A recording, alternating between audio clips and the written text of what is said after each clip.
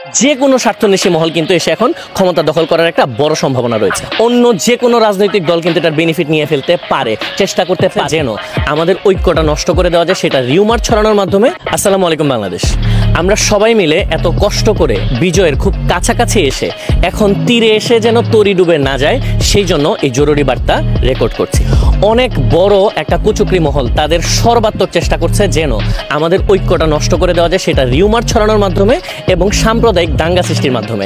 তারা খুব ভালো করেই জানে যে আমরা ঐক্যের কারণে এই বিজয়টা পেয়েছি বা পেতে যাচ্ছি, এবং এই ঐক্যটা যদি এখন নষ্ট করে দেওয়া যায় তাহলে জেন্নেশি মহল যারা আছে, সেটা যে কোনো মহল হতে পারে, সেটা যে কোনো রাজনৈতিক দল হতে পারে, যে কোনো স্বার্থন্বেষী মহল কিন্তু এসে এখন ক্ষমতা দখল করার একটা বড় সম্ভাবনা রয়েছে। উদাহরণস্বরূপ এখন আমি স্ক্রিনে আপনাদেরকে দেখানোর চেষ্টা করছি আমাদের বৈষম্য বিরোধী ছাত্র আন্দোলনের অন্যতম প্রধান সমন্বয়ক সার্জিসের ফেক আইডি খুলে কিভাবে করে তারা প্রোপাগান্ডা চালাতে যায়, এবং যারা নোংরা পলিটিক্স করে তাদের একটা প্রধান চেষ্টা থাকে কোনো একটা আন্দোলনকে বা ঐক্যকে নষ্ট করে দেওয়ার জন্য তাদেরকে দুই ভাগ করে দেওয়া যদি যায়, তাহলে কিন্তু যে কোনো মহল তাদের স্বার্থ আদায় করতে সফল হয়ে যাবে, এবং আমরা তা কোনোভাবেই হতে দিব না, হতে দেওয়া যাবে না। সারা দেশে পরিকল্পিতভাবে বিভিন্ন মন্দিরে অ্যাটাক করার মাধ্যমে একটা কুচক্রী মহল কিন্তু চেষ্টা করছে আমাদের মধ্যে ধর্মীয় দাঙ্গা সৃষ্টি করে দেওয়ার, এবং এই দাঙ্গাটা সৃষ্টি করতে পারলেও তারা সফল। সো তাদেরকে কোনোভাবেই সফল হতে দেওয়া যাবে না। আমরা যারা মুসলিম আছি, আমরা যারা সংখ্যাগরিষ্ঠ আছি, তারা অবশ্যই সংখ্যালঘুদের, আমাদের বন্ধুদের, আমাদের ভাইদের, আমাদের বোনদের পাশে দাঁড়াতে হবে।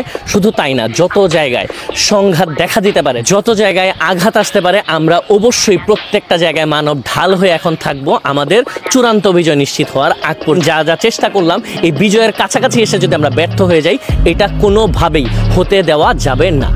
আমাদের সবাইকে এখন চোখ রাখতে হবে আমাদের যে সমন্বয়ক যারা আছে তাদের উপর, এবং অবশ্যই মনে রাখবেন স্বার্থেন্বেষী মহল যারা আছে, সেটা যে কোনো মহল হতে পারে, সেটা যে কোনো রাজনৈতিক দল হতে পারে, তারা এখন চেষ্টা করতে পারে আমাদের এই সমন্বয়কদেরকে বিতর্কিত করে দিতে, এবং যদি বিতর্কিত করে দেওয়া যায় শুধু যে কোনো স্বৈরাচারী শাসক এটার বেনিফিট নিতে পারবে তা না পারে। সো আমাদের সমন্বয়কদের উপর আমাদের এখন আস্থা রাখতে হবে, আমাদের বিশ্বাস রাখতে হবে তারা কি বলছে, তারা কি করছে, কোনটা তাদের ফেক আইডি, কোনটা তাদের রিয়েল আইডি, তারা কি চাচ্ছে।